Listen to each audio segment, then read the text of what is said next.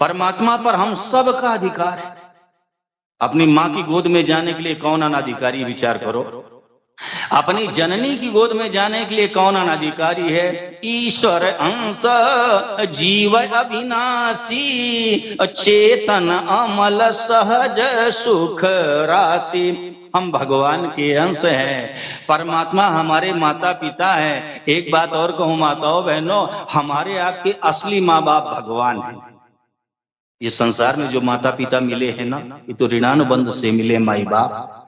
जिसके ऊपर जिसका कर्जा रहा वही सारे संबंधी मिल गए। माता पिता भ्राता भगनी स्त्री पुत्र सास ससुर देवर जेठ जेठानी देवरानी आए। अबे जी ये सब ऋणानुबंध से मिले हैं।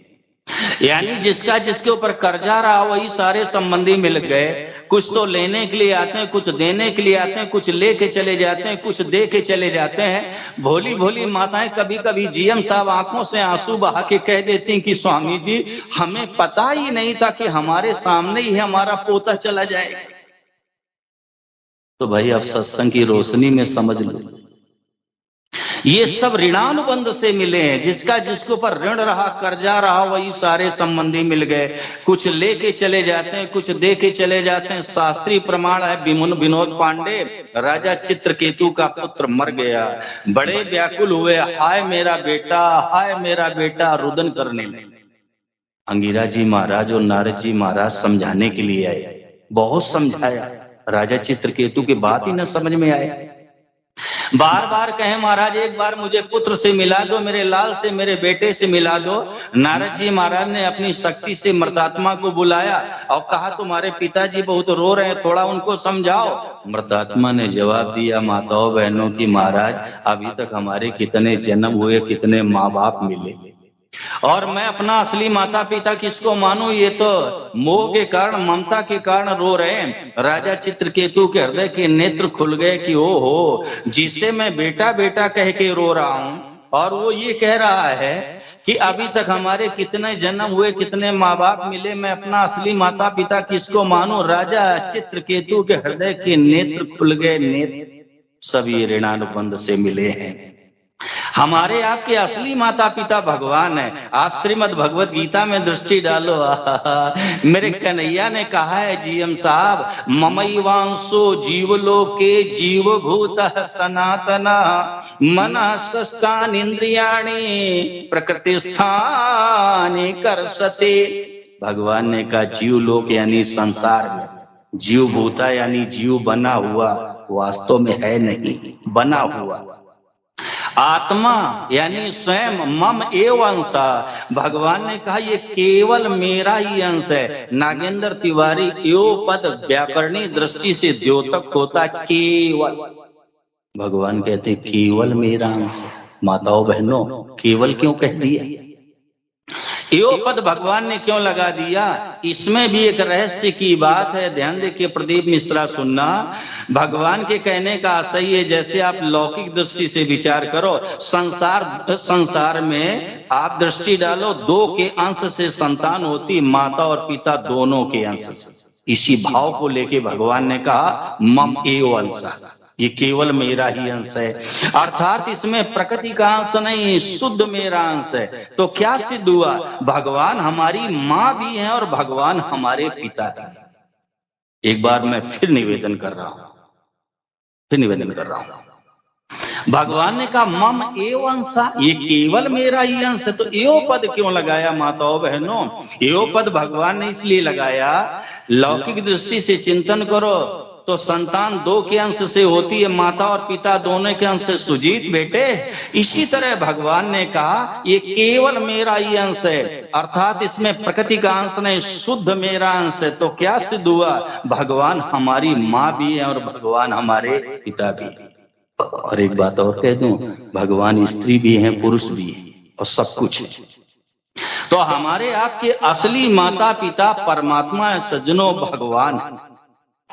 तो भगवान पर हम सबका स्वाभाविक हक लगता है। अपनी चीज को प्राप्त करने के लिए कौन सी कठिनाई है। आज लोग ये कह देते हैं महाराज जी कलयुग का समय चल रहा है, कलयुग में भगवान आसानी से कैसे मिल जाएंगे। कलयुग में भगवान ने अपने को सस्ता कर दिया। क्यों? ग्राहक कम हो गए जीएम साहब, ग्राहक कम हो गए। मनुष्य भोग और संग्रह में लग गया तो भगवान ने भी अपने को सस्ता कर दिया। माई बाप, परमात्मा ने अपने को सस्ता कह दिया।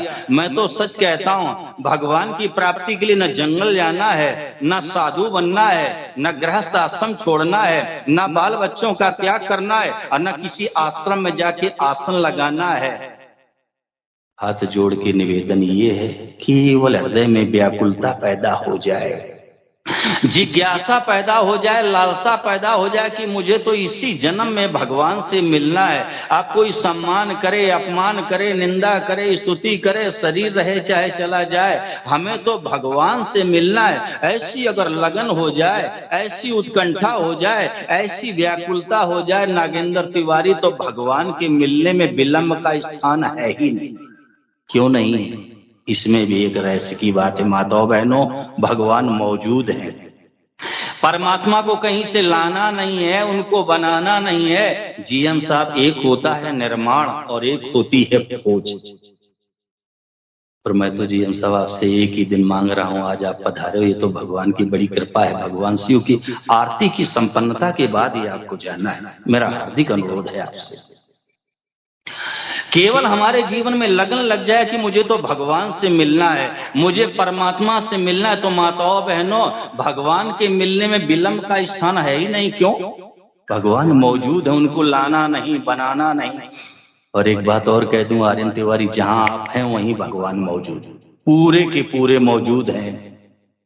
एक होता है निर्माण और एक होती है खोज। निर्माण उस वस्तु का किया जाता है जो पहले से मौजूद नहीं है। जैसे विनोद पांडे, मैं आपके दरवाजे आ गया और मैंने कह दिया कि मुझे भोजन करो, बहुत जोर से पांडे जी भूख लगी है, और आप घर के अंदर गए तो बहन जी ने कह दिया कि स्वामी जी से कह दो थोड़ी देर बैठ जाएं, अभी रोटी नहीं तैयार, चावल बनने में अभी थोड़ा विलंब, अभी सब्जी नहीं बनी। तो निर्माण उस वस्तु का होता है जो पहले से मौजूद नहीं है, लेकिन खोज उसकी होती है जो पहले से मौजूद है। भगवान को लाना नहीं है, बनाना नहीं है, भगवान सब जगह मौजूद है। कोई ऐसी जगह नहीं जहां परमात्मा ना हो और उन पर हमारा स्वाभाविक हक लगता है। अपनी माँ की गोद में जाने के लिए कौन अनाधिकारी है आर्यन तिवारी?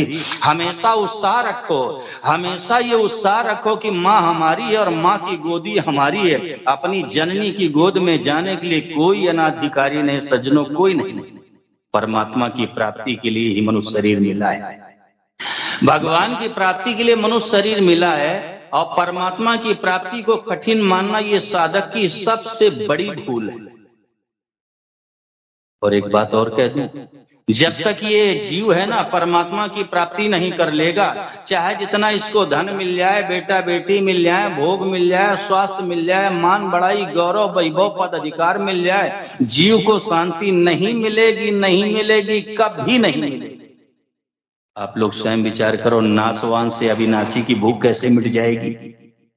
नासवान से अविनाशी को तृप्ति कैसे हो जाएगी? माताओं बहनों, श्रीमद् भागवत महापुराण में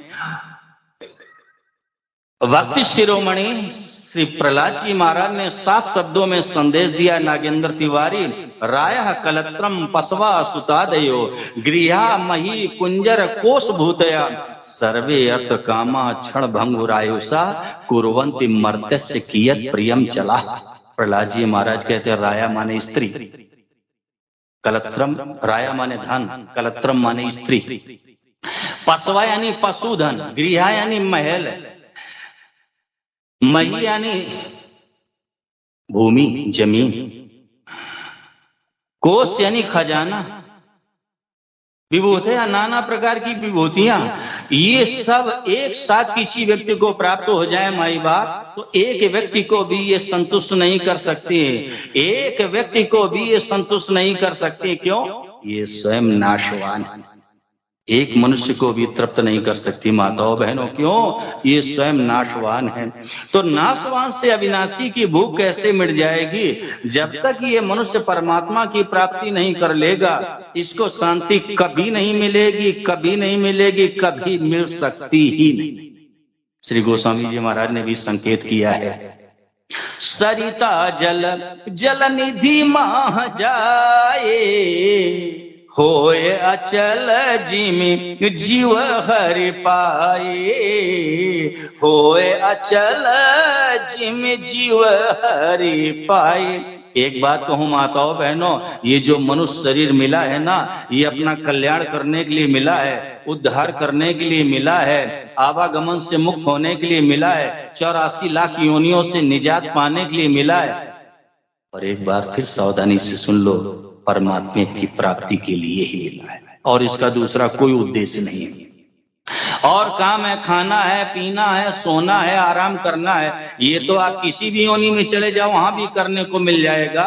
लेकिन जरा विचार करो, परमात्मा की प्राप्ति का समय कहाँ है, भगवान से मिलने का समय कहाँ, ये केवल मनुष्य शरीर में संभव है। गाय माता कितनी पवित्र है, गौ माता के प्रत्येक अंग में देव निवास है, देसी गौ माता के गोबर में लक्ष्मी जी का वास है, गोमूत्र में साक्षात गंगा मैया का वास है। लेकिन ऐसी पवित्र गौ माता भगवान की प्राप्ति नहीं कर सकती, क्योंकि वो भोग योनि है। मानवेतर जितने प्राणी यानी मनुष्य के अलावा जितने प्राणी हैं सब भोग योनि है। वो तो बेचारे पूर्व कृत कर्मों का फल जो सुख और दुख मिलता है ना, निगाही वासियों, उसको भोगते हुए बेचारे 84 लाख योनियों का चक्कर लगा रहे हैं। नागेंद्र तिवारी, नया कर्म करने की उनके पास स्वतंत्रता नहीं है, इसलिए उनके कल्याण का मार्ग बाधित है। अपवाद तो है लेकिन अधिकार नहीं है। मैं तो आज यहां तक निवेदन कर देना चाहता हूं भगवान शिव के श्री चरणों में बैठ करके कि जो मनुष्य शरीर है ना, ये देवताओं से भी ज्यादा विलक्षण है।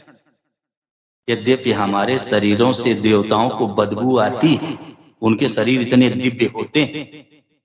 जैसे मैले से सना हुआ सूकर हमारे आपके सामने आ जाए कितना घृणास्पद लगता है, आर्यन तिवारी पूरे बदन में कीचड़ लगा है, ऐसे हमारे आपके शरीरों से देवताओं को बदबू आती है। उनके शरीर इतने दिव्य हैं, लेकिन उनको भी अगर आवागमन से मुक्त होना है तो इसी धरती पर आना पड़ेगा, मनुष्य शरीर धारण करना पड़ेगा। वो तो अपने पूर्वकृत कर्मों का फल भोग रहे हैं देवलोक में। एक बात और कह दो जीएम साहब, ये सुख भोगने के लिए स्वर्गाधिक लोगों की योनियां हैं और दुख भोगने के लिए नारकीय प्राणी है, लेकिन सुख और दुख दोनों से ऊंचा उठ करके महान आनंद की प्राप्ति के लिए मनुष्य शरीर है। एक बात कहूं, सुख का विलोम होता है दुख और दुख का विलोम होता है सुख। जरा कोई आनंद का विलोम शब्द बताओ, 19 तारीख तक बता दें, गूगल में नजर डाल के बता दें। तो ये जो मनुष्य शरीर मिला, ये सुख दुख भोगने के लिए नहीं मिला है, सुखी दुखी होने के लिए नहीं मिला है माई बाप, ये मिला है सुख और दुख दोनों से ऊंचा उठ करके महान आनंद की प्राप्ति के लिए। क्यों, ये साधन योनि है, साधन योनि। तो मैं निवेदन ये करना चाहता हूं, ये बात आज ही अपने अपने हृदय में अच्छी तरह से बैठा लो, जमा लो, पका लो, स्वीकार कर लो कि जो मनुष्य शरीर मिला केवल परमात्मा की प्राप्ति के लिए ही मिला। और ये जीव जब तक अपने वो घर नहीं पहुंच जाएगा ना, इसको शांति नहीं मिलेगी। ये जीव जब तक अपने असली घर नहीं पहुंच जाएगा आर्यन तिवारी, इसको शांति नहीं मिलेगी। आपके जीवन का अनुभव सामने रख देता हूं। आप निगाही से बाहर चले जाते हो, दिल्ली चले जाओ, मुंबई चले जाओ, कोलकाता चले जाओ, मद्रास चले जाओ, चाहे किसी 5 स्टार होटल में रुक जाना, और चाहे किसी मित्र के यहाँ सुजीत बेटे रुक जाना, और चाहे किसी धर्मशाला में रुक जाना, शांति नहीं मिलती है। लेकिन अगर निगाही आ जाओ तब बोलो भाई, शांति मिल गई, अपने घर आ गए। अब आप लोग जरा विचार करो, नकली घर में इतनी शांति है, ये नकली घर है माताओं बहनों, ये हमारा आपका असली घर नहीं है। यहां से तो जाना पड़ेगा, यहां से जरूर जाना पड़ेगा जीएम साहब। पत्ता टूटा डाल से और ले गई पवन उड़ाए, और अब के बिछुड़े ना मिले, दूर पड़ेंगे जाए, हजारों मंजिलें होंगी, हजारों कारवां होंगे, ये जमाना हमको ढूंढेगा, न जाने हम कहां होंगे। यहां से जाना पड़ेगा, ये अपने रहने की जगह नहीं है, ये मानव जीवन मिला है अपने असली घर पहुंचने की तैयारी के लिए। ये मनुष्य शरीर मिला है माताओं बहनों, तो जैसे समुद्र से वाष्प के रूप में जल उठता है और इसके बाद वो पहाड़ों पर बरस जाता है और कल कल छल छल करता हुआ नदी के रूप में तब तक प्रवाहित होता रहता जब तक वापस समुद्र में नहीं पहुंच जाता। और जैसे समुद्र में पहुंचा तो श्री गोस्वामी जी महाराज ने लिखा हो अचल, चलना बंद हो गया, क्योंकि जहां से निकला था वहीं पहुंच गया। आगे सूत्र दे दिया माताओं बहनों बाबा ने, जी में जीव हरि पाई। ऐसे ये जीव जब परमात्मा की प्राप्ति कर लेगा ना, सदा सदा के लिए आवागमन से मुक्त हो जाएगा। प्रदीप पांडे, भगवान की प्राप्ति कर लेने के बाद किसी तरह का अभाव रहता ही नहीं है। और एक बात कहूं माताओं बहनों, दुख का तो वहां स्पर्श भी नहीं। आप श्रीमद् भगवद गीता के 6 अध्याय के 22वें श्लोक में प्रदीप मिश्रा आज दृष्टि डालना। भगवान ने कहा यम लब्ध्वा चापरम लाभम मन्यते नाधिकम तथा यस्मिन् स्थितो न दुखेन गुरुणापि विचाल्य। अरे तिवारी बैठ जाओ, बाधा मत डालो प्लीज। मैं निवेदन ये करना चाहता हूं, कई बार लोग ये विचार करने लगते हैं जीएम साहब की परमात्मा की प्राप्ति कर लेना क्या चीज है, इसका स्वरूप क्या है, किसको कहते हैं परमात्मा की प्राप्ति कर लेना। तो गीता जी के 6 अध्याय के 22वें श्लोक में भगवान ने कहा यम लब्ध्वा चापरम लाभम मन्यते नाधिकम तथा, यानी जिस लाभ की प्राप्ति के बाद और कोई श्रेष्ठ लाभ होगा ये मानने में भी नहीं आ सकता। इतने बड़े लाभ के लिए मानव शरीर मिला, यानी लाभ की आखिरी हद